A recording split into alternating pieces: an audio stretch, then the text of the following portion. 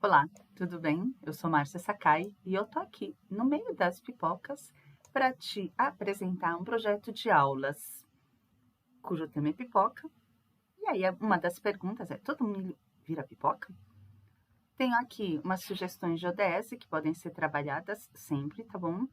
E daí, então, vamos ver o que é que a gente tem aqui nesse projeto de aulas. Sempre você vai encontrar o quê? Cultura, é um módulo. Nesse módulo de cultura, neste caso, é o alimento de resistência, o milho.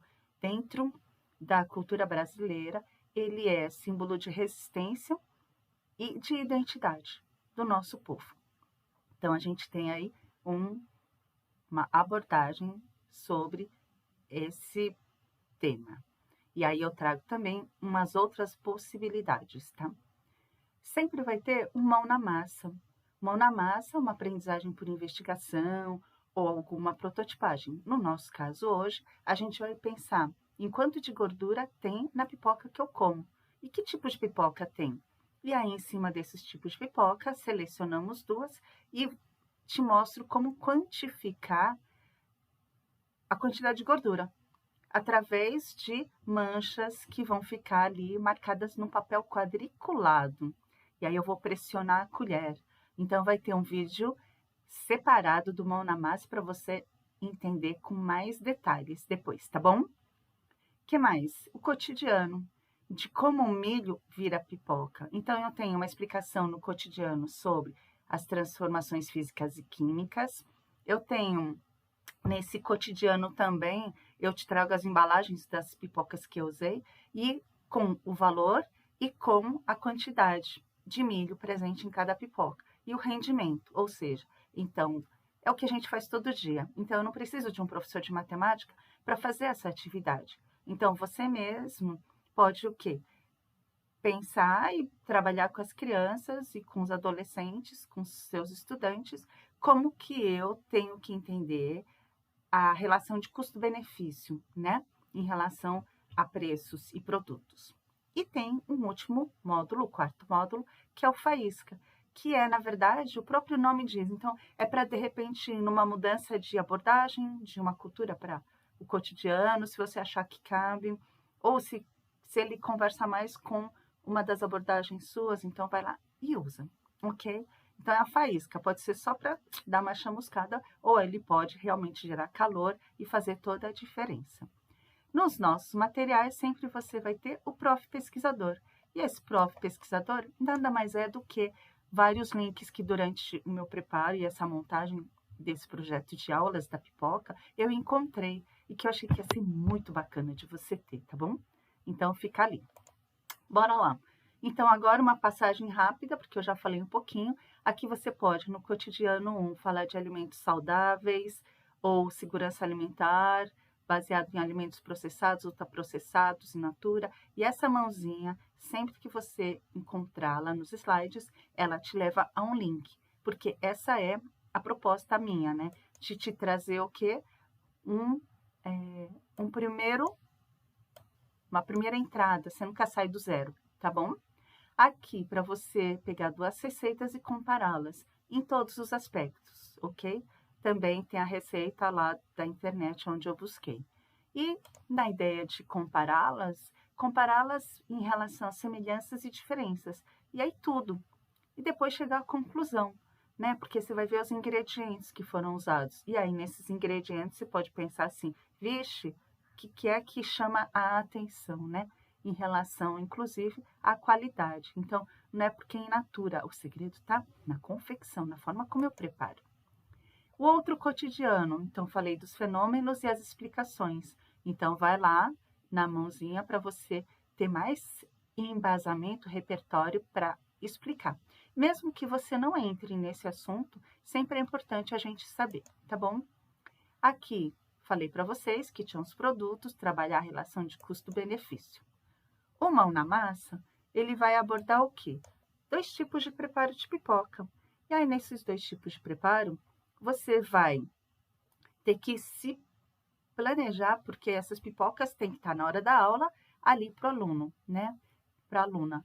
Não precisa estar quente, tá? Então, você pode fazer no micro-ondas na sua casa, se na escola não tiver, ou pedir para o pessoal lá da cozinha se pode usar. E aí, então, você já chega com a pipoca pronta, e aí você vai ter o quê? Papéis milimetrados, tá? De 5 milímetros é o ideal. O tamanho do papel, aqui eu pus uma sugestão de 5x5, mas pode ser retangular. É o tamanho para caber a pipoca e eu poder pressionar com a colher. E aí você vai, ao pressioná-la, fazer marcações de gordura. Então, a gordura vai marcar o papel e aí você vai o quê? Computar. Ah, quanto de gordura tem? Mas eu uso quadriculado justamente por isso. Então, baseado no quadriculado, você vai o quê? Você vai contar quantos quadradinhos tem. Mas o que eu vou falar para vocês é assim, ó, aqui, quando a gente fala em quadradinhos, eu tenho que pensar que alguns quadrados não estão preenchidos totalmente, não. Então, isso quer dizer que se tiver metade, 50% da área do quadrado tomada, ou mais de 50%, ou até 50%, ok, eu conto como 1 e 1. Agora, se tiver como esse aqui, ó, só um pedacinho, então não serve, tá bom? Não conto. Se tiver vazio, não conto, e se tiver um pouquinho, não conto. Essa é uma metodologia e ela é muito utilizada. Então, segue essa regra, para que todos os dados computados aqui na lousa, numa tabela grandona, do grupo 1, do grupo 2, das turmas que você formou, para a pipoca A e para a pipoca B, elas levem a conclusões muito importantes, tá bom? O que mais? Esse é a faísca. Então, é a música do Saltimbancos que fala da cidade ideal. Você vai poder escutá-la. Mas, se você tiver também, sei lá, uma sacada e fala assim, putz, olha só, a cidade ideal, a música é maravilhosa. E tem a cidade ideal da galinha. A cidade ideal da galinha tem as ruas cheias de minhoca. A barriga fica tão quentinha que transforma o milho em pipoca. E aí tem do jumento, do cachorro. Mas mais do que isso, você pode, de repente, trabalhar com a sua turma sobre a cidade ideal de cada um deles. Conhecê-los um pouco mais. O que você acha? Aqui tem a música, o vídeo, tá bom? E aqui eu trouxe, então, uma animação. O tema é a cidade ideal, mas não está relacionado aos saltimbancos. Mas eu achei que ia dar, de repente, um insight interessante. De repente, você pode fazer alguma coisa relacionada a isso.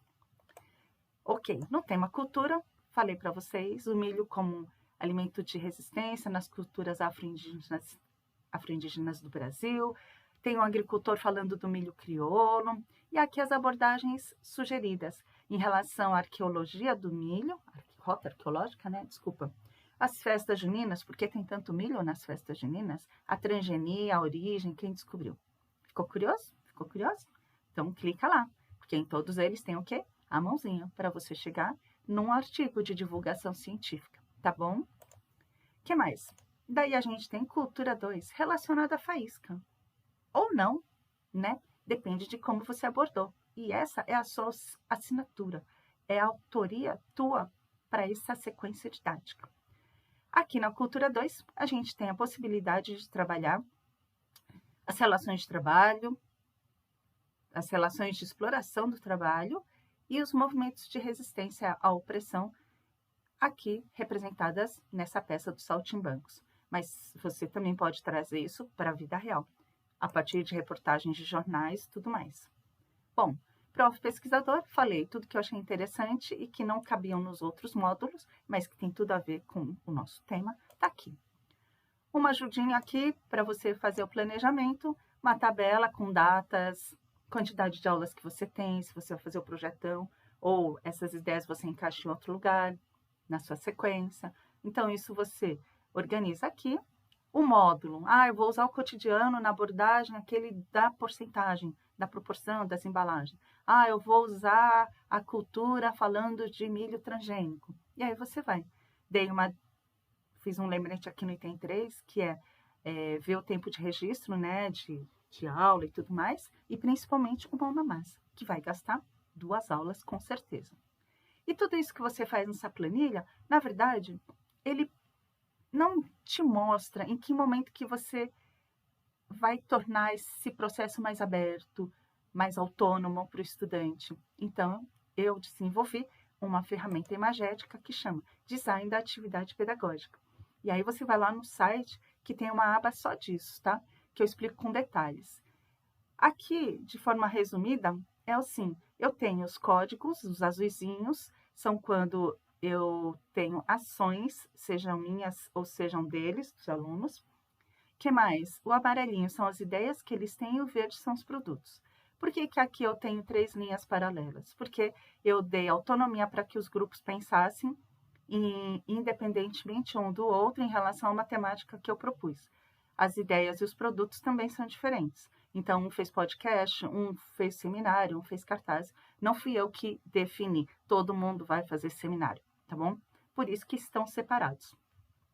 Entretanto, aqui no final dessa sequência tem uma linha vertical só. Ou seja, aqui eu dirigi a aula falando que a gente vai fazer a investigação científica, a gente vai fazer o tratamento das pipocas A e B.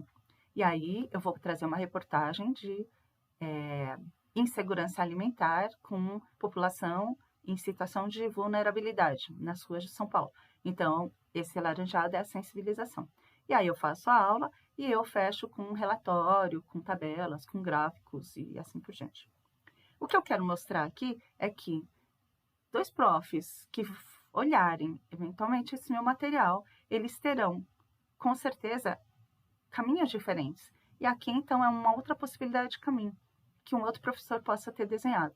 Ou seja, ele deu uma aula expositiva sobre a transgenia do milho, aí ele veio aqui, trouxe uma reportagem de jornal, e ele trouxe aqui um depoimento de uma pesquisadora e sugeriu para os alunos na Zuzinho que eles desenvolvessem uma pesquisa. Aí eles foram relacionados, aí eles foram divididos e desenvolveram um produto. Então, aqui, como você pode ver, começou com o prof tomando as rédeas, vamos chamar assim, no começo, e depois ele abriu com uma proposta. Enquanto que no começo, ele abriu para depois, então, fazer alguma coisa um pouco mais dirigida. No caso, a quantidade de peças é livre, a diversidade de cores de peças também. Quanto mais diversidade, mais interessante. Usá-las todas preciso? Não. O que é o mais também interessante? Que você tenha formatos de abertura, de fechamento, tá bom? E que, na verdade, é para você refletir. Em que medida e com que frequência eu crio e diversifico a didática das aulas, ok? Fica aqui meu beijo grande e bom trabalho. Qualquer coisa, me escreve. Dúvidas? Me escreve. Resultados? Manda para mim para a gente compartilhar, tá bom? Tchau, obrigada.